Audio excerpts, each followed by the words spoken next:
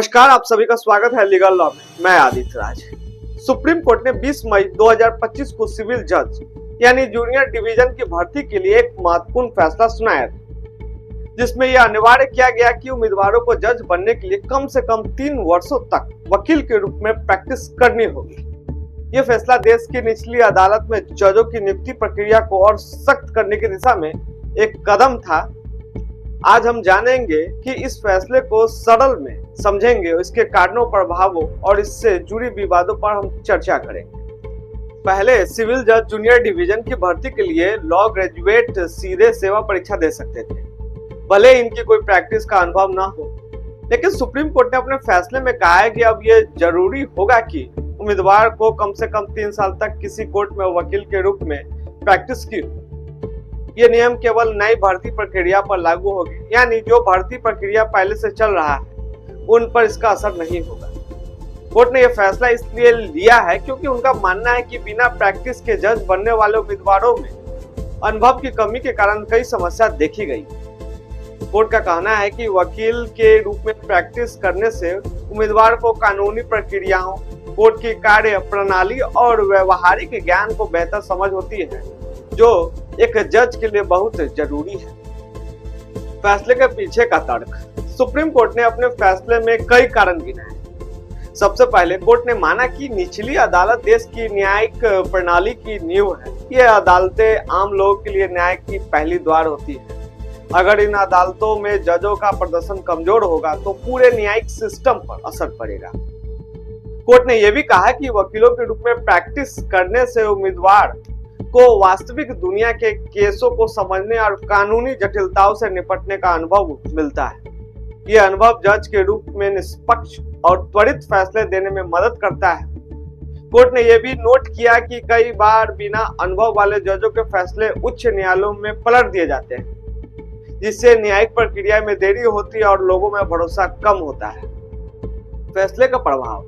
इस फैसले का असर उन लाखों लॉ ग्रेजुएट पर पड़ेगा जो सिविल जज बनने का सपना देखते हैं। पहले लॉ की पढ़ाई पूरी करने के तुरंत बाद उम्मीदवार सेवा परीक्षा दे सकते थे, लेकिन अब उन्हें कम से कम 3 साल तक वकील के रूप में काम करना होगा।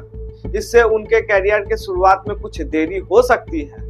खासकर उन उम्मीदवारों के लिए ये चुनौतीपूर्ण हो सकता है जो आर्थिक रूप से कमजोर है या जिनके पास प्रैक्टिस शुरू करने के लिए संसाधन सीमित है।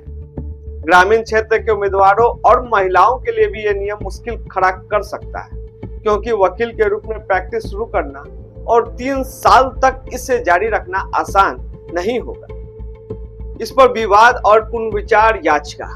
सुप्रीम कोर्ट के इस फैसले के बाद अधिवक्ता चंद्रसेन यादव ने एक पुनर्विचार याचिका दायर की। उनका कहना है कि यह नियम संविधान के अनुच्छेद 14 और अनुच्छेद 16 का उल्लंघन करता है, जो सभी को समानता और अवसर का अधिकार देती है। याचिकाकर्ता का तर्क है कि 3 साल की प्रैक्टिस का नियम नए लॉ ग्रेजुएट, खासकर महिलाओं और आर्थिक रूप से कमजोर वर्गों के लिए भेदभावपूर्ण है। उनके अनुसार प्रैक्टिस करने के लिए संसाधनों और अवसरों की कमी के कारण कई योग्य उम्मीदवार जज बनने के दौर से बाहर हो जाएंगे। याचिका में यह भी कहा गया है कि सुप्रीम कोर्ट ने अपने फैसले में कोई ठोस डेटा या सबूत नहीं दिया है।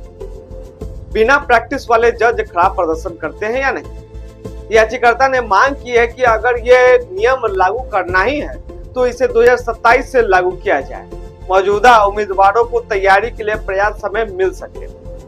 इसके अलावा याचिका में यह भी सुझाव दिया है कि प्रैक्टिस की अवधि को कम से कम 1 साल किया जाए या फिर नए ग्रेजुएट के लिए कोई वैकल्पिक व्यवस्था की जाए, जैसे कि प्रशिक्षण कार्यक्रम।